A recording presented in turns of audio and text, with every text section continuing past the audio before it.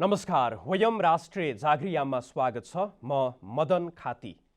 दर्शकवृन्द, भारतीय रक्षा मन्त्री राजनाथ सिंहले शनिबार नै एक भारतीय टेलिभिजनलाई दिएको अन्तर्वार्तामा भनेका छन्, नेपाल र भारतको सम्बन्ध पारिवारिक सम्बन्ध हो। हामी भाइ भाइ हौं र नेपाल पूर्ण रूपमा भारतको नियन्त्रणमा छ। लिपुलेखको विषयलाई लिएर भइरहेको विवाद पनि वार्ताबाट समाधान गर्ने उनको भनाइ थियो। नेपाल से भी डिफरेंसेस ऐसे ही रिजॉल्व हो जाएंगे। हाँ, नेपाल के भी जो भी लिपुलेख को लेकर जो थोड़ी प्रॉब्लम खड़ी हुई है, मैं समझता हूँ कि बातचीत के द्वारा ही हम लोग उसको क्योंकि उनसे तो रिश्ता माना जाता है। नहीं, प्रधानमंत्री ने भी कहा था कि वो हमारे रिश्तेदार हैं, हमारे रिश्तेदार क्या, बिल्कुल पारिवारिक मानते रहे नेपाल। भारत नेपाल तो पारिवारिक है, भाई की तरह है। तो वो नियंत्रण है। नियंत्रण है पूरी तरह से। कहीं पर कोई बातचीत, कहीं कोई प्रॉब्लम है तो हम मिल बैठकर बातचीत करके उसका समाधान निकालेंगे। नेपाल र भारतबीचको सम्बन्ध पारिवारिक सम्बन्ध रहेको बताउने राजनाथ सिंह नै हुन्, जसले नेपाली भूमि हुँदै मानसरोवर पुग्ने झण्डै 80 किलोमिटर सडकको उद्घाटन गरेका थिए नेपालको सहमति बिना। त्यसकै प्रतिक्रिया स्वरूप नेपालले आफ्नो नयाँ राजनैतिक तथा प्रशासनिक नक्सा सार्वजनिक गर्यो। भन्न त राजनाथ सिंहले लिम्पियाधुरा, लिपुलेख र कालापानीको विवाद वार्ताबाट नै समाधान गर्ने बताएका छन्। तर नेपालले लगातार वार्ताको प्रयास गर्दा पनि भारतले बहानाबाजी मात्र गरिरहेको छ। कहिले भारत कोरोनापछि मात्र वार्ता गर्ने बताउँछ त कहिले वार्ताको लागि नेपालले नै वातावरण निर्माण गर्नुपर्ने उसले शर्त राख्छ। त्यसो त भारतको नेपाल नीतिमा राजनैतिक नेतृत्वको भन्दा पनि कर्मचारीकै बोलवाला देखिने गरेको छ। एक शब्दमा भन्दा भारतको नेपाल नीति अहिले पनि नेहरू डक्ट्रिनबाट निर्देशित छ। नेहरू डक्ट्रिन भनेको के त? त्यो पनि प्रत्येक नेपालीले आजको दिनमा बुझ्न आवश्यक छ। नेहरू डक्ट्रिनको पहिलो कडी हो हिमालय रेन्जसम्म भारतीय प्रभुत्व कायम राख्ने नीति, अनि दोस्रो हिन्द महासागरमा पनि भारतकै प्रभुत्व स्थापित गर्ने नीति। हिन्द महासागरमा भारतको नीतिले त हामीलाई त्यति धेरै असर गर्ने कुरा भएन, तर हिमालय रेन्जसम्म नै उसले आफ्नो प्रभुत्व स्थापित गर्न खोज्दा त्यसले हामीलाई प्रभावित पारिरहेको हुन्छ। नेहरू डक्ट्रिन अनुसार भारतले उसको उत्तरतर्फको सिमाना हिमालयलाई मान्छ। त्यसैकारण भारत नेपाललाई आफ्नो सुरक्षा छाताभित्र राख्न चाहन्छ, जसको सुरुवात सन् 1950 को शान्ति तथा मैत्री सन्धिबाट भएको थियो, जुन आजको दिनमा पनि कायम छ र वर्तमान अवस्थामा सन्धिको औचित्यमाथि पनि पर्याप्त बहस गर्न सकिएला। तर नेपाललाई भारत निर्भर गराउने उद्देश्य स्वरूप नै सन् 1950 को सन्धि भएको थियो। यो रिपोर्ट यहाँहरु समक्ष। 1950 को शान्ति तथा मैत्री सन्धि नेपाल र भारत बीच भएको एक असमान र अपमानजनक सन्धि हो। यही सन्धिकै व्यवस्थाको आधारमा भारतले नेपालमा बेला बेला नाकाबन्दी पनि लगाउँदै आएको छ। प्रजातन्त्र स्थापना हुनु पूर्व देशकै लागि एक घातक सन्धि भयो। 7 दशक लामो असमान र अन्यायपूर्ण सन्धि हालसम्म पनि पुनरावलोकन हुन सकेको छैन। सन् 1950 जुलाई 31 मा भारतसँग भएको शान्ति तथा मैत्री सन्धिकै कारण हालसम्म पनि सार्वभौम मुलुक नेपाल अपहेलित हुँदै आएको छ। यसकारण अहिले आन्तरिक मामिलामा हस्तक्षेप, प्राकृतिक स्रोत र साधनमाथि नियन्त्रण, राष्ट्रिय सुरक्षामाथि खतरा बढिरहेको देखिन्छ। उक्त सन्धिमा नेपालका तर्फबाट प्रधानमन्त्री श्री मोहन शमशेर जवरा र भारतबाट नेपालका लागि राजदूत चन्द्रेश्वर प्रसाद नारायण सिंहले हस्ताक्षर गरेका थिए। सन्धिमा हस्ताक्षर गर्ने व्यक्तिको पदीय हैसियत नै असमान छ। सचिव स्तरका कर्मचारी राजदूतसँग सार्वभौम मुलुकका प्रधानमन्त्रीले गरेको सन्धिले देशलाई नै अपमानित बनाएको छ। समान पदीय हैसियतमा सन्धि गरिनु पर्थ्यो। विडम्बना त्यस्तो भएन। 10 धारामा समावेश यो सन्धिसँगै 104 वर्षीय राणा शासनको पनि अन्त्य भयो। सन्धिको धारा नम्बर 2 मा उल्लेख भएको कुनै छिमेकी मुलुकसँग गम्भीर मतभेद वा असमझदारीको अवस्था आए एक अर्कालाई खबर गर्ने भन्ने बुँदा समावेश गरिएको छ। यो धारा असमान धारा हो। सन्धिपछि नेपालको भारत बाहेक अन्य छिमेकी देशसँग असमझदारी छैन, तर भारतको भने पाकिस्तान तथा चीनसँग असमझदारी हुँदा नेपाललाई कूटनीतिक स्तरमा जानकारी गराएको छैन। त्यसैले पनि यो बुदालाई असमान मानिन्छ। त्यस्तै लेटर अफ एक्सचेन्जमा उल्लेख भएका दुवै सरकारले एकअर्काको सुरक्षामा विदेशी हस्तक्षेपकर्ताको खतरा सहन नगर्ने र त्योसँग जुझ्नका लागि सल्लाह गर्ने तथा सामूहिक प्रत्याक्रमण उपाय अपनाउने विषय पनि असमान छ। उक्त सन्धि अनुसार नेपालको आन्तरिक मामिलामा भारत हावी भएको छ, तर नेपाललाई भने भारतले सन्धिको मर्म अनुसारको कुनै पनि भूमिकामा सहभागी गराउँदैन। सन्धिको धारा 5 मा नेपालको सुरक्षाका लागि आवश्यक हात हतियार तथा सामग्री भारतको भूमि हुँदै ल्याउन नेपाल सरकारले पाउने उल्लेख छ। नेपालले अन्य देशबाट हात हतियार ल्याउँदा भारत जहिल्यै हच्किने गरेको छ। सन्धिमा उल्लेख भएको प्राकृतिक स्रोत वा औद्योगिक योजना विकासमा कुनै विदेशी सहायता लिने भए भारतलाई प्राथमिकतामा दिइनुपर्ने भन्ने उल्लेख छ। फलस्वरूप भारतीय प्रभाव नेपालका जलस्रोतमाथि बढिरहेको छ। सन्धि पुनरावलोकन गर्ने बारे बहस पनि हुन्छ, तर उपलब्धि शून्य छ। पछिल्लो समय नेपाल भारत प्रबुद्ध समूह इपिजी गठन गरी समस्या समाधान गर्ने प्रयास भएको पनि देखिन्छ। तर इपिजीको प्रतिवेदनलाई भारतीय प्रधानमन्त्री नरेन्द्र मोदीले बुझेका छैनन्। यसले पनि सन् 1950 मा गरिएको असमान सन्धि तत्काल पुनरावलोकन हुने सम्भावना देखिँदैन। हो, असमान र अन्यायपूर्ण सन् 1950 को सन्धि पुनरावलोकन आजको आवश्यकता हो। भारतले जति छिटो यो तथ्यलाई बुझ्दछ त्यसपछि नै नेपालमा भारत विरोधी भावनामा पनि कमी आउनेछ। एकातिर असमान र अन्यायपूर्ण सन्धि र सम्झौतालाई पनि कायम राख्ने अनि अर्कोतिर भाइचारा र बन्धुत्वको कुरा पनि गर्ने। यसले नेपाल भारत सम्बन्धलाई सुमधुर बनाउँदैन। जहिलेसम्म भारत नेपालको स्वतन्त्रता, सार्वभौम सत्ता र भौगोलिक अखण्डतालाई सम्मान गर्दैन त्यसबेलासम्म सम्बन्ध सुमधुर हुन सम्भव पनि छैन। इतिहासलाई हेर्दा भारत नेपालको स्वतन्त्र निर्णयबाट जहिले पनि झस्कने मात्र होइन, नेपालले जब जब स्वतन्त्र निर्णय गर्छ त्यसको बदलामा नेपाललाई बारम्बार दुःख दिने पनि गरिरहेको छ।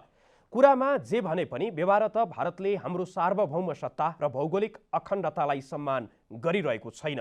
उल्टो नेपाली भूमि अतिक्रमण गर्ने, जङ्गे पिल्लर सार्ने, सीमाको समानान्तर हुने गरी भौतिक संरचना निर्माण गर्ने काम पनि उसले गरिरहेको छ, जसको कारण नेपाली भूमि वर्षेनी डुबानमा परिरहेको छ। नेपालसँग असमान सन्धि गर्दै हाम्रा जल सम्पदालाई त उसले कब्जा गरिसकेको छ नै, साथमा सन्धि बमोजिम गर्नुपर्ने भौतिक निर्माण होस् वा उपलब्ध गराउनुपर्ने क्षतिपूर्ति वा नेपाली पक्षले पाउनुपर्ने सेवा सुविधा भारतले टार्दै आएको छ।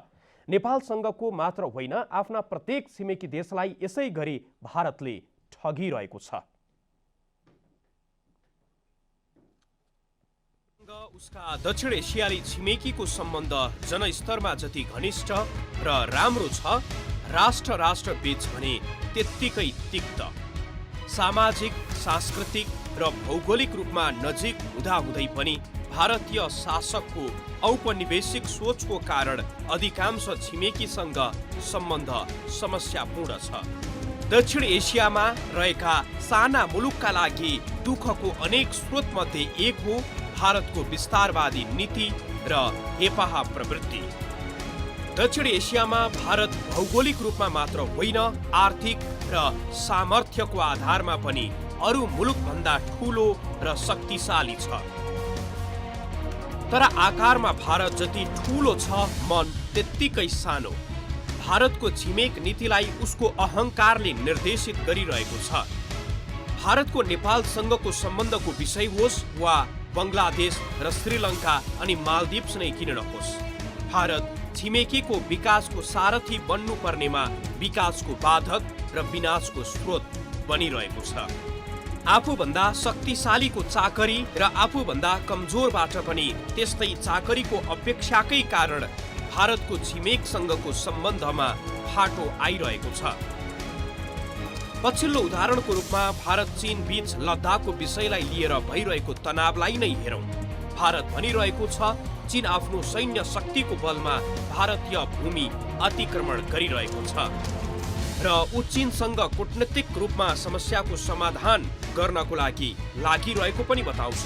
तर ठिक उल्टो, भारत आफै भने नेपाली भूमि आफ्नो सैन्य तागतको भरमा कब्जा गरी बसेको छ।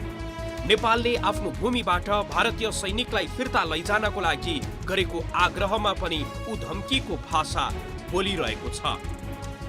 चीन भारत सिमाना र भारत अनि नेपालको सिमानालाई लिएर भारतीय नीतिमा देखिएको विरोधाभास यतिमा मात्र सीमित छैन। जलस्रोतको सम्बन्धमा भारतले जसरी नेपाललाई ठगेको छ र त्यसलाई आफू तल्लो तटीय देश भएको कारण आफ्नो अधिकारको रूपमा व्याख्या गर्ने गरेको छ, त्यस्तै गङ्गा नदीकै कुरा गर्दा बङ्गलादेश पनि तल्लो तटीय क्षेत्रको रूपमा रहेको छ। तर फरकका ब्यारेज हेर्दा भारतले त्यहाँ बङ्गलादेशलाई पनि ठगेको छ। गङ्गा नदीको पानी उसले फरकका ब्यारेज मार्फत आफ्नो स्वार्थका लागि उपयोग गरिरहेको छ, जसको कारण बङ्गलादेशको कृषि र औद्योगिक उत्पादनमा कमी आएको छ। वर्षायाममा बङ्गलादेश बाढीको कहरले आक्रान्त हुन्छ भने हिउँद वा पानीको अभावमा काकाकुल। त्यही भारत कोशी, गण्डक र महाकाली सन्धि मार्फत हाम्रो जल सम्पदालाई भने कब्जा गरी बसेको छ र एकलौटी रूपमा कोशी, नारायणी र महाकाली नदीको पानी उपयोग गरिरहेको छ। भारतले आफ्ना छिमेकप्रतिको हेपाहा व्यवहार त्याग्नुपर्छ। विश्वकै महाशक्ति बन्ने महत्वाकांक्षा बोकेको भारत साँच्चैकै महाशक्ति नै बन्ने हो भने पहिले उसले आफ्नो विस्तारवादी र औपनिवेशिक सोचबाट मुक्त हुनुपर्छ, अनि मात्र उसले आफ्ना छिमेकीबाट इज्जत पनि पाउनेछ। आफ्ना छिमेकीलाई धम्काउने र ठग्ने बानी अब भारतले छोड्नुपर्छ। भारत अब नेहरू डक्ट्रिनबाट निर्देशित हुने होइन। नेपाल जस्ता साना छिमेकीसँग समानता र समन्यायको आधारमा सम्बन्धलाई अगाडि बढाउनुपर्छ, अनि मात्र भारतले आफ्ना छिमेकीबाट पनि सम्मान पाउनेछ।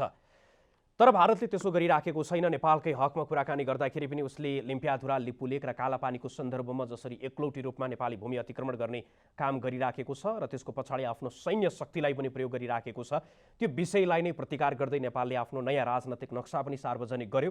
तर राजनैतिक नक्सालाई संविधानको अङ्ग बनाउने विषय यति बेला संसदमा रोकिएर रहेको अवस्था छ र यसमा चाहिँ कतै न कतै हिजोको दिनमा नेपाली कङ्ग्रेसको केन्द्रीय समितिको बैठक बसिसकेपछि त्यो बैठकलाई परिकिएको भन्ने कुरा पनि आइराखेको छ। आजको दिनमा नेपाली कङ्ग्रेसको केन्द्रीय समितिको बैठक पनि बसिसकेको छ र नेपाली कङ्ग्रेसले यो विषयलाई कसरी हेरिराखेको छ र यो संसदबाट पास हुँदै गर्दाखेरि पनि त्यसपछि नेपालले अख्तियार गर्नुपर्ने नीति अबको दिनमा के हुनुपर्छ, त्यस्तै गरी अब नेपाल भारत सम्बन्धलाई त्यो समन्याय र समानताको आधारमा अगाडि बढाउनको लागि हाम्रो तयारी कस्तो हुनुपर्छ। त्यस्तै गरी नेपाली भूमि जो अतिक्रमित छ, लिपुलेक, लिम्पियाधुरा र कालापानीको सन्दर्भमा मात्र होइन कि सुस्ता, कालापानी लगायत अन्य स्थानमा झन्डै नेपालको भूमि भारतले 71 स्थानमा चाहिँ मिचेको भन्ने तथ्याङ्क आजको दिनमा पनि छ। 23 जिल्लामा 71 स्थानमा चाहिँ भारतीयहरूले नेपाली भूमि अतिक्रमण गरेर बसिराखेका छन् र त्यो पनि फिर्ता ल्याउनको लागि हामी कसरी अगाडि बढ्नुपर्छ यो विषयमा हामी संवादको प्रयास गरिराखेका छौँ र प्रतिपक्ष दलको नेतासँग हामी सम्बन्धको प्रयास गरिराखेका छौँ र यति बेला हामीसँग नेपाली कङ्ग्रेसका नेता तथा नेपाली कङ्ग्रेसकै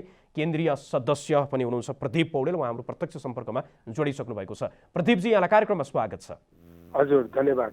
यहाँबाट मैले सर्वप्रथम जान्न चाहेँ, यहाँहरूको केन्द्रीय समितिमा यो सीमाको सन्दर्भमा चाहिँ नयाँ नक्साको सन्दर्भमा पनि संसदमा त्यो विषयलाई स्वामित्वको सन्दर्भमा छलफल भएको आजको केन्द्रीय समितिमा भन्ने छ, निर्णय के गर्नुभयो यहाँहरूले? अनि केन्द्रीय कार्य समितिको बैठक जारी छ। केन्द्रीय समितिका साथीहरूले आफ्नो कुराहरू राखिरहनु भएको छ। त्यो कुरा आफ्ना विषयहरू राख्ने क्रम निरन्तर चलिरहेको छ। नेपाली कङ्ग्रेसले पहिले के भनेको छ भने यो भूमि सम्बन्धी विषय, राष्ट्रियता सम्बन्धी विषय भएको कारणले यो विषयमा हामीले सरकारले प्रभावकारी कदम चाल्यो, नेपाली भूमि फिर्ता लिने सन्दर्भमा सरकार डरोसँग खुट्टा टेकेर अगाडि बढ्यो भने हाम्रो साथ सहयोग रहन्छ भनेर हामीले पहिले भनेका थियौँ। त्यसैले पहिले संस्थागत ढङ्गबाट निर्णय गर्नका निम्ति नेपाली कङ्ग्रेसले आफ्नो प्रक्रियालाई अगाडि बढायो, त्यसलाई अन्यथा ठान्न मिल्दैन। नेपाली कङ्ग्रेसका सभापतिले, पदाधिकारीले यो कुरा निरन्तर भनिरहनु भएको छ। नेपाली कङ्ग्रेसका सबै नेताहरूले यो भनिरहनु भएको छ कि भारतबाट अतिक्रमित भूमि हामीले फिर्ता लिनका निम्ति प्रक्रिया प्रभावकारी ढङ्गले अगाडि बढाउनुपर्छ। त्यो प्रभावकारी ढङ्गले प्रक्रिया अगाडि बढाउने सन्दर्भमा नक्सा प्रकाशन गरेको कुरालाई हामीले स्वाभाविक र सकारात्मक रूपमा लिएका छौँ। 8 महिना अगाडि नै नक्सा प्रकाशित गर्नु पर्थ्यो, धेरै ढिलो भए पनि नक्सा प्रकाशित भयो र नक्सा प्रकाशित गरेको विषय संविधानको संशोधनको विषय जुन बनाइएको छ त्यसमा पनि हाम्रो तर्फबाट साथ सहयोग रहन्छ भनेर हामीले भनि नै रहेका छौँ। किनकि यो भूमि सम्बन्धी विषय हो, यो विषयमा कोही सत्तापक्ष कोही प्रतिपक्ष भइरहन जरुरी छैन। यो विषय हामी सबैको साझा विषय भएको कारणले नेपाली कङ्ग्रेसले पहिले नै यसलाई समर्थन गर्ने, बरु सरकारलाई प्रभावकारी ढङ्गबाट अगाडि बढोस् भन्ने हामीले चाहेको। तर योभन्दा अगाडि चाहिँ जस्तो कार्यसूचीबाट हटाइँदै गर्दाखेरि पनि त्यति बेला नेपाली कङ्ग्रेसको कारणले गर्दाखेरि हट्यो भनेर त्यो भारतीय सञ्चार माध्यम र नेपाली सञ्चार माध्यम अनि केही सञ्चार माध्यममा आयो र यो विषयमा पनि र त्यसको साथसाथमा पछिल्लो समय फेरि संविधान संशोधनकै सन्दर्भमा यो निशान साहबको सन्दर्भमा भयो, मधेस आन्दोलनको सन्दर्भमा पनि फेरि संविधान संशोधनको कुरा राजपाले चाहिँ दर्ता गर्न खोजिराखेको गैर सरकारी विधेयक मार्फत भन्ने कुरा पनि आइराखेको छ। यो कतै न कतै फेरि अहिलेको जुन संविधान संशोधन जो भूमि फिर्ताको सन्दर्भमा छ त्यसलाई प्रभावित गर्ने हिसाबले यो गतिविधि भइराखेको छ कि भन्ने आशंका पनि व्यक्त भइराखेको छ। यहाँले कसरी आश्वस्त पार्नुहुन्छ कि त्यो अन्तर्गत भइराखेको छैन भनेर? यो विषयमा भारतीय मिडियाको कुरा तपाईँले गर्नुहुन्छ भने भारतीय मिडियाले आफ्नै ढङ्गबाट यसलाई प्रस्तुत गरिरहेको छ, जो सर्वथा गलत छ। नेपाली कङ्ग्रेसको सन्दर्भमा भन्नेको कुरा पनि गलत छ। भारतीय मिडियाले के भनेको छ भने चाइनाले उकासेर सरकारले ल्याएको भनेर भनेको छ, सरकार पुरै चाहिँ चाइनाको अनुसार चलिरहेको छ भनेको छ। त्यो सत्य हो त? त्यसमा कुनै पनि कुरा सत्य होइन। कुनै कुरा सत्य नहुँदा नेपालमा विरोधको प्रयास भयो भने सत्तामै बसेको शक्तिले सबैको सहमति लिनको साटो एकलौटी जस लिनका निम्ति प्रतिपक्षलाई चाहिँ आरोपित गर्ने, प्रतिपक्षले चाहिँ चाहेको थिएन भनेर भन्ने कोसिस गर्यो। त्यसकै मन्त्रीले के भन्नुभयो भने नेपाली कङ्ग्रेसले समय माग्दा दिनुपर्छ। नेपाली कङ्ग्रेसले कहाँ मागेको छ समय? नेपाली कङ्ग्रेसले निवेदन दिएको छ संसदमा। नेपाली कङ्ग्रेसको केन्द्रीय कार्य समितिको बैठक बस्न बाँकी छ, त्यसैले कार्यसूचीमा नराखिनुहोस् भनेर नेपाली कङ्ग्रेसको प्रवक्ताले या नेपाली कङ्ग्रेसले संसदमा निवेदन दर्ता गराएको छ। प्रधानमन्त्री कहाँ निवेदन दर्ता गराएको छ। कार्यसूची ल्याउने कसले हो? कार्यसूची ल्याउने सभामुखले हो। सरकारले त्यसमा चाहिँ प्रभाव पार्न सक्छ। सरकार पनि नेकपाको छ, सभामुख पनि नेकपाको हुनुहुन्छ, आफू कार्यसूचीमा नल्याउने अनि त्यसको दोष कङ्ग्रेसलाई लगाउन मिल्दैन नि। त्यस कारणले यो चाहिँ सत्तामा बसेर सहमतिको प्रक्रियाबाट पहिलो कुरा सरकारले के गर्नु पर्थ्यो भने यसरी संविधान संशोधन आफू एक्लैले गर्न सक्दिन भन्ने भएपछि प्रस्ताव ल्याउनुभन्दा अगाडि नै कङ्ग्रेससँग अरू दलहरूसँग पनि सहमति गरेर, किनकि यो त राष्ट्रिय मुद्दाको विषय हेर्नुहोस्, यसमा कसैले असहमति गर्न सक्दैन थियो। त्यसैले प्रधानमन्त्रीले अरू दलका नेताहरूलाई नि बोलाएर हामीले जारी गरेको नक्सालाई चाहिँ आधिकारिकता दिनका निम्ति निशान सम्बन्धी संविधानमा जुन व्यवस्था छ, निशान छाप सम्बन्धी व्यवस्थालाई परिवर्तन गर्नुपर्ने भयो। त्यसैले तपाईँहरूले साथ दिनु पर्यो, सरकारले संशोधन प्रस्ताव दर्ता गर्छ भनेर उहाँले दर्ता गर्नुभन्दा अगाडि नै काङ्ग्रेसको साथ दिन खोजेको भए काङ्ग्रेसले साथ दिन्थ्यो र मलाई लाग्छ अरूले पनि साथ दिन्थे। प्रधानमन्त्रीले के गर्नु भने त्यसको जस एकलौटी रूपमा लिनुपर्छ। यो चाहिँ हामीलाई आशंका के छ भने यो चाहिँ प्रचार खपतका निम्ति, यो चाहिँ राष्ट्रवादी हो भनेर प्रचार गर्नका निम्ति, भाषण गर्नका निम्ति मात्रै यो गरिएको हो भन्ने हाम्रो आशंका छ। तथापि हाम्रो भनाइ चाहिँ के हो भने भूमि सम्बन्धी विषय भएको कारणले कङ्ग्रेसलाई नसोधिकन, सहमति नलिकन सरकारले दर्ता गरे पनि यो चाहिँ नेपालको हितमा अथवा नेपालले नक्सा जारी गर्नुपर्ने विषय आवश्यक भएकोले हामीले नै पहिला नक्सा जारी गर्नुपर्छ भनेर भनेकोले सरकार एक्लैले दर्ता गरे पनि हामीले समर्थन गर्छौँ भनेर भनिरहेका छौँ। त्यसैले अब कङ्ग्रेसले केन्द्रीय समितिमा लगेर चाहिँ यसलाई पास गर्छु भन्ने कुरा त उसको आफ्नो प्रक्रियाको कुरा हो नि। नेकपा भन्ने कम्युनिस्ट पार्टी हो, त्यहाँ चेयरम्यानले जे भने त्यही हुन्छ। हाम्रोमा त त्यस्तो नहुन सक्छ नि त। हाम्रो प्रक्रियाको कुरा हो। प्रक्रियाको कुरा गर्दै गर्दा एउटा लोकतान्त्रिक पार्टी आफ्नो केन्द्रीय समितिमा यो विषय लान्छु, त्यो विषय लगेर पास गर्छु, पास पनि फेरि समर्थन पाउने गरी गर्छु, भोट हाल्ने गरी गर्छु भन्ने चाहिँ के गलत कुरा हो? त्यसैले हामीले यो विषयलाई विषयान्तर गर्न खोजेका छैनौँ। हामीले के भनेका छौँ भने यस्तो विषयमा प्रधानमन्त्रीले सकेसम्म राष्ट्रिय सहमति निर्माण गर्ने कोसिस गरे हुन्छ नि। राज्यपाल त्यसो भए अब हामीले अथवा आम दर्शकले पनि आजको दिनमा जुन केन्द्रीय समितिको बैठक यहाँहरूको चलिराखेको छ त्यो आज नै एउटा निष्कर्ष निकाल्दै भोलि यदि प्रस्तुत भयो भने भोलि चाहिँ नेपाली कङ्ग्रेसका जो संसदमा हुनुहुन्छ प्रतिनिधि सभामा अथवा राष्ट्रिय सभामा उहाँहरूले चाहिँ यसलाई पारित गर्नको लागि भोलि नै यो विषयलाई अगाडि बढाउनको लागि चाहिँ यहाँहरू तयार हुनुहुन्छ होइन? त्यसरी बुझ्नु हामीले त शुक्रबार नै चाहिँ तपाईँको त्यो ल्याउनु पर्थ्यो भन्ने हाम्रो भनाइ हो होइन। अब भोलि नै चाहिँ कार्यसूचीमा यसलाई राख्नुपर्छ, भोलि नै कार्यसूचीमा राखेर यसलाई प्रक्रिया अगाडि बढाउनुपर्छ। नेपालको संविधानमा काङ्ग्रेसको केन्द्रीय समितिले के गर्छ भन्ने कुरा चाहिँ कहीँ उल्लेख छैन। काङ्ग्रेसको केन्द्रीय समितिले गर्ने कुरा त उसको विषय हो। नेपालको संविधानको अथवा यो प्रक्रियासँगको काङ्ग्रेसको केन्द्रीय समितिको कुनै सम्बन्ध छैन। काङ्ग्रेसका विधायकहरूले कसरी भोट हाल्छन् भन्ने कुरा चाहिँ भोटिङको बेला नै हेरे हुन्छ नि। त्यसैले यो केन्द्रीय समिति बस्ने, पदाधिकारी बस्ने भन्ने कुरा हाम्रो प्रक्रियाको विषय हो। त्यसैले भोलि नै कार्यसूचीमा यसलाई ल्याउनुपर्छ, भोलि नै कार्यसूचीमा ल्याएर यसलाई छिटोभन्दा छिटो भोटिङको प्रक्रियामा लिएर जानुपर्छ। चाहिँ भोटिङको प्रक्रियामा सकेसम्म मेरो भनाइ चाहिँ कार्यसूचीमा भोलि नै ल्याउने। तर प्रधानमन्त्रीले फेरि सबैको सहमति लिने एकचोटि प्रयास गरे हुन्छ। फेरि त्यो सहमति भएन भने काङ्ग्रेस पछाडि हट्छ भन्ने होइन। काङ्ग्रेसको त त्यहाँ चाहिँ पुरै समर्थन हुन्छ, सहमति नभए पनि समर्थन हुन्छ। तर के हो भने सकेसम्म यो राष्ट्रिय मुद्दा भएको कारणले नेपालको जति पनि दल संसदमा छन् ती सबै दलको संसदभन्दा बाहिर रहेका दलहरूको पनि समर्थन लिने कोसिस सरकारले गर्दा हुन्छ। किनकि यो हामी सबैको मुद्दा हो, 3 करोड नेपाली जनताको मुद्दा हो। यो मुद्दामा कसैले पनि असहमति राख्दैन, कसैले पनि भाँजो हाल्दैन। त्यसैले यो साझा मुद्दामा सहमतिका आधारमा चल्दा प्रधानमन्त्रीलाई के फरक पर्छ?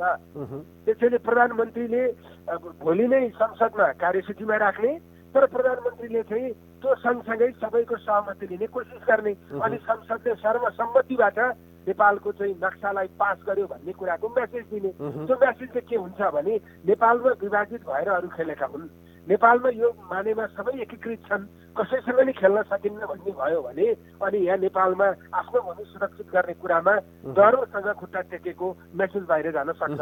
अब यहाँबाट यो जस्तै अब यो विरोधाभास त रहेन, यहाँहरू पनि खास गरी त्यो नक्सा जुन सार्वजनिक नक्सा अहिले जुन नयाँ नक्सा आइराखेको छ त अन्य दलहरू पनि नेपालमा त्यो एकजुट एकमत नै देखिन्छ। तर भारतीय पक्षबाट चाहिँ वार्ताको लागि मौखिक रूपमा चाहिँ हामी तयार छौँ भने पनि व्यवहार त त्यो चाहिँ वार्ताको लागि पहल नभइराखेको उताबाट टारिराखेको भन्ने कुरा छ। यहाँहरूको पनि भारतीय दलहरूसँग त्यो अनौपचारिक सम्बन्ध त यहाँहरूको पनि होला। कङ्ग्रेसले चाहिँ भारत कतिको जिम्मेवार पाउनु भएको छ यो विषयमा, वार्ताको विषयलाई लिएर? सरकारको कुरा एकैछिन छोडौँ, यहाँहरू आफैले हेर्दाखेरि चाहिँ कतिको जिम्मेवार पाउनुहुन्छ? होइन, मतलब यो विषयलाई भारतले इग्नोर गरेको हो, पहिलेदेखि नै यसलाई चाहिँ व्यवस्था गरिएको हो। नेपालको भूमि अतिक्रमण चाहिँ निरन्तर भइरहेको छ। यो कुरा फेरि यो 46 सालपछि सबै सरकारहरूले उठाएका छन्। मैले मात्रै उठाएको छु, अर्काले उठाएको छैन भन्नु पनि बेकार छ। कसैलाई राष्ट्रवादी बनाउने, कसैलाई राष्ट्रवादी होइन भनेर अराष्ट्रवादीको पगेरो गुताउनु पनि केही आवश्यक छैन। 46 सालभन्दा कुनै पनि भन्दा अगाडि कुनै पनि कुरा खुलेआम रूपमा गर्नै पाइँदैन थियो। हेर्नुहोस्, अब नेपालमा राजाहरूलाई एकदम राष्ट्रवादी मानिन्थ्यो, आखिरी कालापानीमा सेना लगेको पनि नेपालकै राजाले हो। 2025 सालमा त्यो नेपालको नक्साबाट यो भूमि हटाएको पनि नेपालकै राजाले हो। त्यसकारण 46 सालभन्दा पछाडि कुनै पनि सरकारले यो विषयलाई उठाउन बाँकी राखेको छैन। भारतले चाहिँ आफूले चाहेको भूमि समेटेर बनाएको नक्सा अथवा त्यो स्वरूपको कुनै पनि कुरामा नेपालको प्रधानमन्त्री जो भारत जान्छ त्यहाँ हस्ताक्षर गर्न हरेक पटक प्रयास गरेको छ नि, तर कुनै प्रधानमन्त्रीले आजसम्म हस्ताक्षर गरेको छ? त्यसैले चाहिँ यो मामिलामा चाहिँ नेपालको राजनीतिक दलहरू प्रतिबद्ध नै छन्, तर भारतको पक्षबाट यसलाई निरन्तर व्यवस्था गरिएको छ। अहिलेको सन्दर्भमा वार्ताको टेबलमा बस्ने कुरामा भारतले वास्ता गर्छ भन्ने होइन, तर नेपाल पक्षबाट चाहिँ कूटनीतिक पहल प्रभावकारी हुनुपर्छ। जस्तै प्रधानमन्त्रीले संसदमा सिंहमेव जयते भन्न जरुरी थिएन, तपाईँको चाहिँ कोरोना भारतबाट आएको भन्न जरुरी थिएन।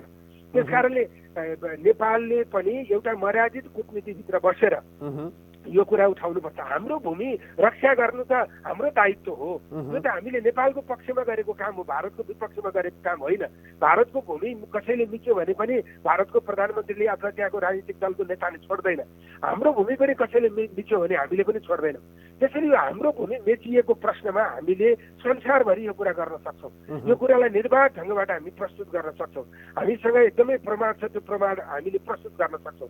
त्यसैले भारतीय पक्षले पनि जतिसुकै व्यवस्था गरे पनि सधैँभरि व्यवस्था गर्न मिल्दैन। त्यसकारण हामीले प्रश्न ढङ्गले प्रभावकारी कूटनीतिक पहल गरेर यो विषयलाई अगाडि लिएर जानुपर्छ। अब भारतीय पक्षले व्यवस्था गर्न अझै पनि खोज्छ, तर नेपाल सरकारको प्रभावकारी कूटनीतिक पहल हुनुपर्छ भन्ने मलाई लाग्छ। अब अहिले आइराखेको र व्यापक रूपमा त्यो विगतको हाम्रो विगतलाई हेर्दाखेरि पनि आशंका गर्नुपर्ने आधारहरू किन देखिन्छ भने जस्तो नेपालमा उग्र राष्ट्रवादको कुरा गर्ने, तर चाहे त्यो महाकाली सन्धिको विषयमा होस् वा गण्डक सम्झौताको विषयमा होस् वा त्योभन्दा अलि अगाडि गरिएको कोशी सम्झौताको त्यो वार्ताको टेबलमा बस्दै गर्दाखेरि त्यो हीनताबोधको भावनाले हो, साँच्चीकै नजानेर हो कि प्रत्येक पटक चाहिँ नेपाली पक्ष ठगिँदै आइराखेको छ?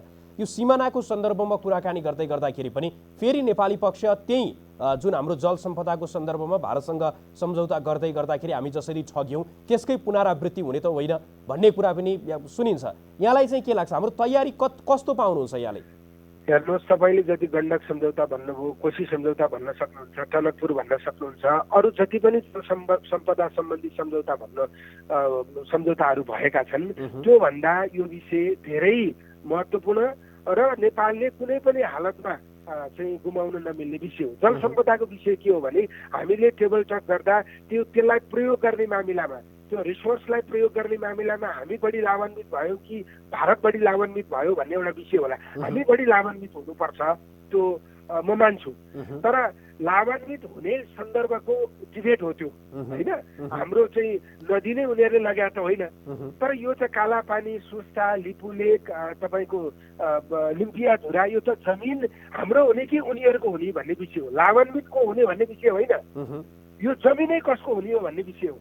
त्यसैले यो विषय अब जल सम्पदाको सम्झौता हुने क्रममा चाहिँ तर अब नेपाली कङ्ग्रेसकै केही पूर्व परराष्ट्र मन्त्रीबाट आइराखेका कुरा त त्यो अब ल्याउनको लागि अलि असम्भव जस्तो, त्यो लिजमा दिएर समाधान खोज्ने कि भन्ने कोणबाट पनि कुराहरू आउँछ बेला बेला। त्यसले गर्दाखेरि पनि तपाईँले यसमा नेपाली कङ्ग्रेसलाई मात्र किन जोड्नुहुन्छ? प्रधानमन्त्री आफैले भन्नुभएको होइन?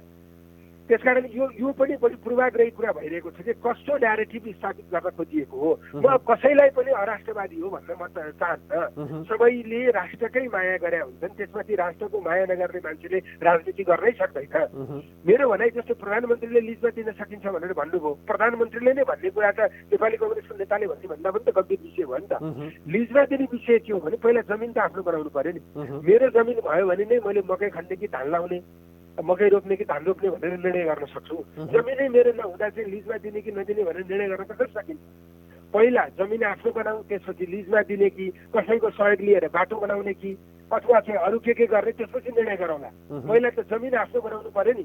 जमिन आफ्नो बनाउने क्रमको प्रारम्भमा पहिल्यै लिजमा तिमीलाई दिन तयार छु भनेर भन्दा चाहिँ को वार्ता गर्न आउँछ? कसरी बार्गेनिङ पावर बढ्छ? त्यसैले पछि टेबल टक गर्ने क्रममा भारतले बाटो बनाउन जुन लगानी गरेको छ त्यो पैसा तपाईँलाई हामी फिर्ता दिन्छौँ भनेर भन्न सकिएला, लिजमा दिन्छौँ पनि भन्न सकिएला। तर त्यो कुरा अहिले गर्ने होइन। अहिले गर्ने के हो भने लिपुलेक, लिम्पियाधुरा, कालापानी हाम्रो जमिन हो। हाम्रो जमिन अतिक्रमण गर्न पाइँदैन।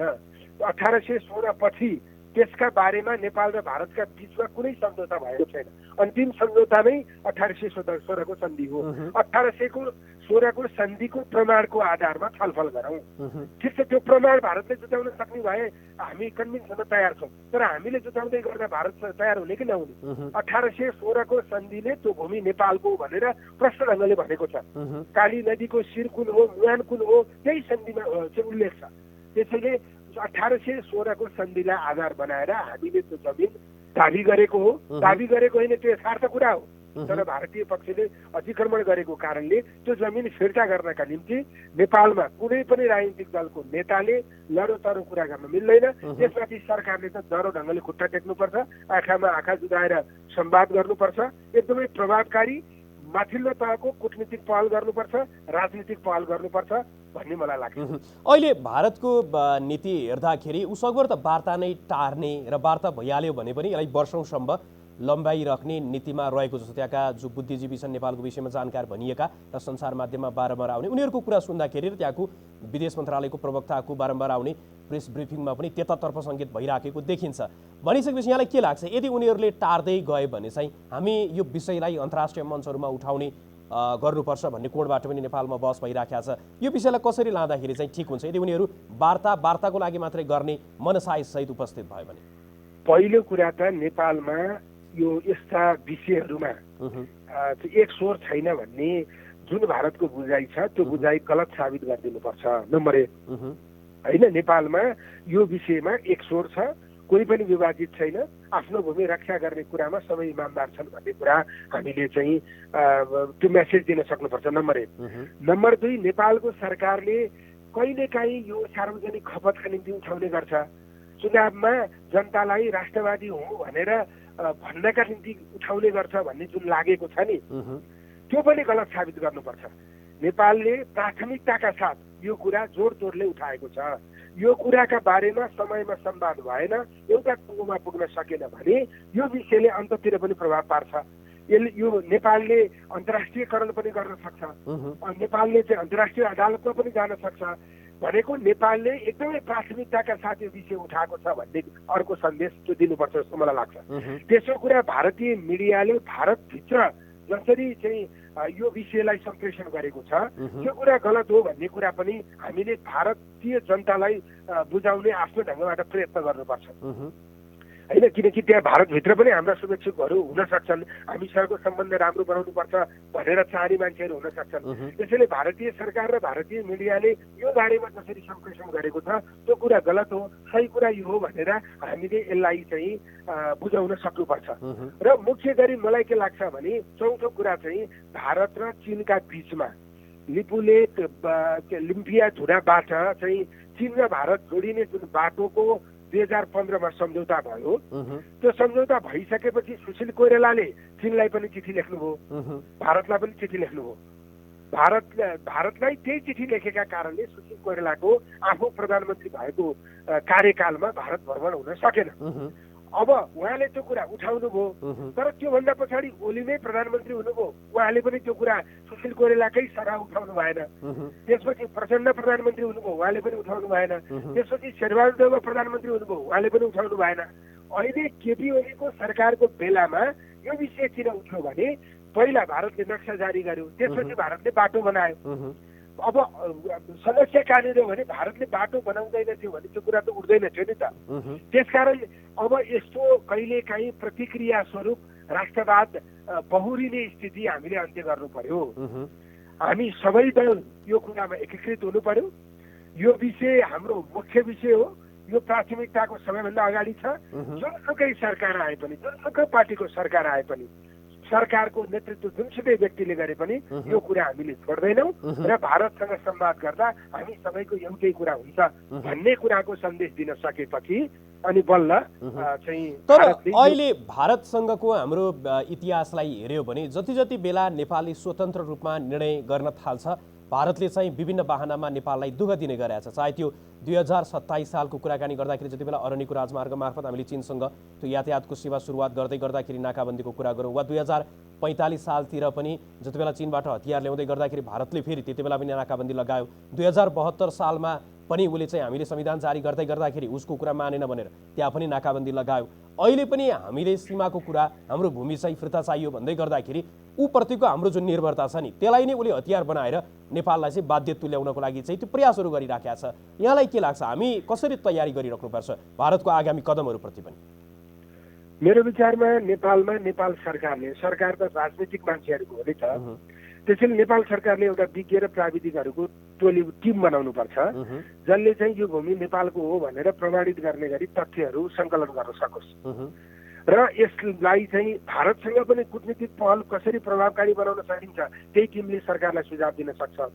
यसलाई अन्तर्राष्ट्रियकरण गर्ने तरिका के हो? अन्तर्राष्ट्रियकरण गर्ने भनेको कुनै एउटा मञ्चमा गएर मात्रै बोल्ने होइन कि, हामीले त अन्तर्राष्ट्रिय मञ्च थुप्रै पाउँछौँ नि। त्यो कुनै पनि मञ्च हामी जसले अन्तर्राष्ट्रिय मञ्च नेपालले जहाँ प्राप्त गर्छ ती सबै मञ्चहरूमा यो विषयहरू उठाउने होइन। त्यसको लागि चाहिँ राजनीतिक मान्छेलाई तथ्य र प्रमाणित कुराहरू धेरै कम थाहा हुन्छ। त्यसैले नेपालमा एउटा डिपार्टमेन्ट नै बनाउने जसले चाहिँ नेपालको सिमाना कहाँ कहाँ मिचिएको छ होइन, कहाँ कहाँका बारेमा बोल्न आवश्यक छ, 10 गजामा के भइरहेको छ, सुस्तामा के भइरहेको छ, कालापानी लिपुलेक लिम्पिया धुराको खास ऐतिहासिक अवस्था के हो, सम्झौता कसरी भएको हो, के आधारमा त्यसलाई हामीले दाबी गर्न मिल्ने हो, यो सबै कुराको एउटा तथ्यगत अध्ययन गर्ने र सरकारलाई चाहिँ त्यो तथ्यहरू बुझाउने गरी एउटा विज्ञ समूह बनाउन जरुरी छ।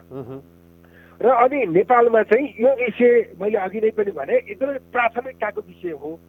अब यो प्राथमिकताको विषय रहेन, जस्तै अहिले सरकारले मानिलियो संसदबाट यो पास हुन्छ होइन, संसदबाट पास भएपछि त्यसपछि भोलिपल्टदेखि यो विषय नै उठ्दैन होइन। अब त्यस कारणले अनि फेरि नेपालको राजनीतिमा चाहिँ निरन्तर रूपमा कस्तो भयो भने यहाँनिर चाहिँ चलखेल गर्ने, एकदमै ज्यादा विवाद हुने अनि सहयोग लिने जुन खालको प्रवृत्ति सबैले अप्नाइयो नि, त्यो कुराले पनि चाहिँ नेपालमा चाहिँ यो विषयमा एकरूपता हुँदैन। त्यसो नभइसकेपछि नेपालले यसलाई चाहिँ एकदम दबावका साथ चाहिँ यो विषय उठाउन सक्दैन भन्ने पनि भारतीय पक्षलाई लागेको हुनसक्छ। त्यसैले अरू कुरामा हाम्रो धेरै मतभेद छ, धेरै विवाद छ।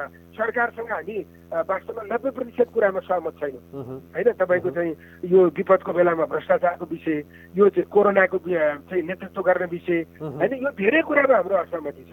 तर पनि के हो भन्दा यो राष्ट्रियताको सवालमा, भूमि रक्षा गर्ने सवालमा जोसुकै सरकारमा होस् त्यसको अर्थ हुँदैन हाम्रो चाहिँ एकीकृत आवाज हुनुपर्छ चाहिँ सारा नेपालीको एउटै स्वर भएको अवस्थामा चाहिँ भारतले चाहिँ टेबल टक गर्न बाध्य हुन्छ। अब पहिले चाहिँ यहाँले जसरी कुराहरू गरिराख्नु भएको छ, आजको दिनमा पनि अर्को त्यतिकै महत्त्वपूर्ण कुरा भनेको हामी यो सीमाको विषयमा अहिले केन्द्रित भइराखेका छौँ। तर सीमा सँगसँगै भारतसँग भइराखेका जति पनि असमान सन्धि सम्झौताहरू छन्, अथवा हामी अहिले सीमामा पनि फेरि लिपुलेक र लिम्पियाधुरा, कालापानी र सुस्ता यो मात्रै केन्द्रित भइराखेका सन्दर्भमा भारतले नेपाली सीमाको समानान्तर 10 गजाको समानान्तर हुने गरी निर्माण गरेका सडक, जसले ड्यामको काम गरिराखेका छ, त्यहाँबाट वर्षेनी नेपाली भूमि, हजारौँ हेक्टर भूमि चाहिँ डुबानमा परिराखेका छ। कि भारत र नेपाल बीचको सम्बन्ध चाहिँ त्यो समानता र समन्यायमा अगाडि बढाउनको लागि पनि अब हामी चाहिँ कसरी अगाडि बढ्नुपर्छ त? म कार्यक्रमको अन्तिममा छु, यहाँले निष्कर्ष स्वरूप बताइदिनुहोस् न। अहिले मतलब यो मैले अगाडि पनि भनिसकेको छु, जसरी सुशील कोइरालाले दोहोरो चिठी पठाउनु भयो त्यस्तो चिठी चाहिँ नेपालको सरकारले पठाउँछ भन्ने अनुमान भारतलाई थिएन होइन। अब त्यसपछि अहिले चाहिँ जे भइरहेको छ यो कुरा पनि नेपाल पक्षले चाहिँ आफ्नो विषय चाहिँ जोरदार ढङ्गले उठायो भन्ने नै देखिएको छ होइन। अब चाहिँ के हुनु पर्यो भने यो कुरा चाहिँ एकदमै प्राथमिकतामा पर्नु पर्यो। अब नेपाल एउटा स्वतन्त्र राष्ट्र हो, सार्वभौम राष्ट्र हो। एउटा स्वतन्त्र र सार्वभौम राष्ट्रसँग कसरी व्यवहार गर्नुपर्छ भन्ने कुरा चाहिँ संयुक्त राष्ट्रको पञ्चशीलको सिद्धान्तमा आधारित भएर भारतले चाहिँ हामीलाई त्यसरी व्यवहार गर्ने स्थिति हामीले बनाउनु पर्यो। यसमा कतै कन्सिडर गर्ने अवस्था हुनु भएन। मेरो राजनीति बिग्रिन्छ कि मित्रता बिग्रिएपछि म बर्बाद हुन्छु कि भन्ने कुरातिर कोही जानु भएन। नेपालमा सरकार चाहिँ बनाउने र बिगार्ने भूमिकामा चाहिँ भारतीय पक्षको रोल हुन्छ, त्यसमा चाहिँ मलाई प्लस हुने स्थिति बन्छ कि भनेर कसैले पनि त्यसमा चाहिँ ग्रिभ्यान्सेस दिने स्थिति हुनु भएन। त्यसो नहुँदै गर्दा चाहिँ हामीले फेरि विषयहरू मैले अघि नै विज्ञको एउटा टोली बनाऊ भनेर मैले भने। तर विज्ञको टोली बनाउँदै गर्दाखेरि पनि उनीहरूले आजको दिनमा इपिजीको जुन प्रतिवेदन छ त्यो नै अब भारतले बुझेर मानिराखेका छैन। पहिले नै विज्ञहरूले सुझाव दिएको कुरा उसले मानिराखेका छैन भने फेरि अर्को त्यस्तै विज्ञ समूह बनाएर कुराकानी गर्दै गर्दाखेरि त्यसको औचित्यमाथि पनि प्रश्न उठ्ने होला। मतलब होइन, इपिजीको प्रतिवेदन त हामीले तयार गऱ्यौँ नि। आज हामीसँग इपिजीको प्रतिवेदन त छ नि, त्यो त दुई देशका विज्ञहरूले बनाएको प्रतिवेदन हो होइन। त्यसैले त्यो पनि उपलब्धि हो। हामीले निरन्तर रूपमा यी विषयहरूसँग जोडेर त्यसलाई पनि हामीले चाहिँ प्रस्तुत गर्न सक्छौँ होइन। परराष्ट्र सचिव स्तरीय वार्ता चाहिँ नेपालले 2 चोटि प्रस्ताव गर्यो, दुवैचोटि चाहिँ भारतीय पक्षले त्यसलाई स्वीकार गरेन होइन। त्यस्तो पहल पनि निरन्तर रूपमा गरिरहनु पर्छ, किनकि हामीलाई एकपछि अर्को अर्कोपछि अर्को भएन भने अगाडि नभएका सबै कुराहरू हाम्रो लागि प्रमाण बन्न सक्छन्। तर चाहिँ मैले यो विज्ञ टोली भनेर मैले के भन्न खोजेको भने नेपालकै सरकारलाई सहयोग गर्ने सल्लाह दिने गरी प्राविधिक र विज्ञहरूको टोली बनाऊ, जसले गर्दा चाहिँ यो भूमि हाम्रो हो, यहाँ बिछिएको छ, अथवा यो नेपाल सार्वभौम देश हुँदाहुँदै पनि भारतले सार्वभौम सम्प्रभु देशसँग जुन खालको व्यवहार गर्नुपर्ने हो त्यो व्यवहार नगरेको र यहाँ चुकेको स्थिति छ भनेर हामीले बुझ्न पाउने, अथवा नेपालको तर्फबाट प्रतिनिधित्व गरेर भारतसँग वार्ता गर्न जाने मान्छेलाई हामीले डकुमेन्ट दिने स्थिति हुन्छ। नेपालले त्यस्तो एउटा मेकानिजम बनाएपछि नेपालको सरकारले चाहिँ यो कुरालाई विशेष ध्यान दिएको छ, विशेष प्राथमिकतामा राखेको छ, यसको तथ्यहरू जुटाउन खोजेको छ र यसलाई अन्तर्राष्ट्रियकरण पनि गर्न खोजेको छ भन्ने मेसेज पनि हामीले दिन सकिन्छ। त्यस्तो हुँदा चाहिँ भारतमा दबाब पर्छ भन्ने मलाई लाग्छ। हस्, यहाँले आफ्नो महत्त्वपूर्ण समय हामीलाई उपलब्ध गराइदिनु भयो। यहाँको महत्त्वपूर्ण समय र संवादको लागि यहाँलाई धेरै धेरै धन्यवाद। हजुर धन्यवाद, मलाई यो मौका दिनुभएको भयो। हस्, उहाँ हुनुहुन्थ्यो नेपाली कङ्ग्रेसका केन्द्रीय सदस्य तथा नेपाली कङ्ग्रेसका नेता प्रदीप पौडेल, र उहाँसँग हामीले नेपाल भारतको सम्बन्ध र त्यसको पनि अहिले केन्द्रमा लिपुलेक, लिम्पियाधुरा र कालापानीबाट भारतीय सेनाहरू फिर्ता पठाउने र त्यो भूमि नेपालीहरूले उपयोग गर्ने स्थिति निर्माण गर्ने त्यो जिम्मेवारी सरकारको काँधमा छ र त्यसलाई नै अगाडि बढाउनको लागि आजको दिनमा जुन सरकारले नयाँ नक्सा सार्वजनिक गरेको छ त्यसलाई संविधानको अङ्ग बनाउनु पर्ने स्थिति पनि छ। र यसै सन्दर्भमा नेपाली कङ्ग्रेसको केन्द्रीय कार्यसमितिको बैठक पनि बसिराखेको छ। त्यो केन्द्रीय कार्यसमितिमा भइराखेको बहसको प्रसङ्ग, त्यसको साथसाथमा नेपाली कङ्ग्रेसले यो विषयलाई कसरी हेरिराखेको छ र अब हामीले भारतसँगको सम्बन्ध कसरी अगाडि बढाउनुपर्छ भन्ने विषयमा केन्द्रित रहेर संवाद गऱ्यौँ। आजको लागि वयम राष्ट्रिय जागृयामलाई निर्धारित समय सकिएको छ। जनताद्वारा जनताका लागि प्रसारित जनता टेलिभिजन हेरिरहनुहोस्। नमस्कार।